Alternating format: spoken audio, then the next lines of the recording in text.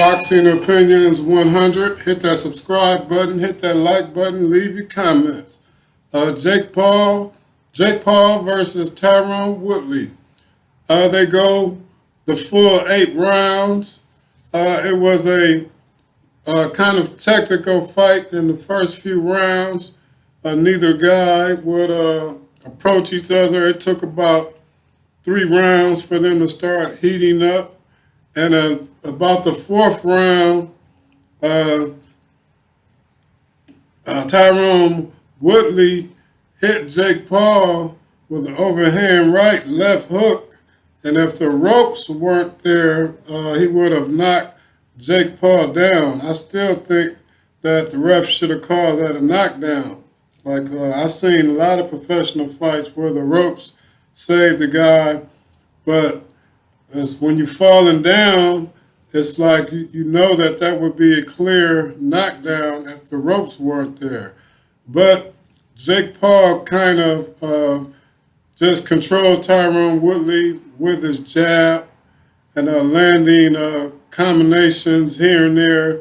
They were both gasping for air around the 5th round, but overall, if you look at the opponents that were fighting each other, Tyron Woodley being his first boxing debut, I would say I had to give him maybe a C. He wouldn't pull the trigger. He was kind of inactive, but I think he could have went longer, with his poise. I think if the fight was to go on, the fight would have been more for Tyron Woodley because Jake Paul was gasping for air early on. But Tyron Woodley landed some good punches. We've seen that Jake Paul can be hit, but Jake Paul also hit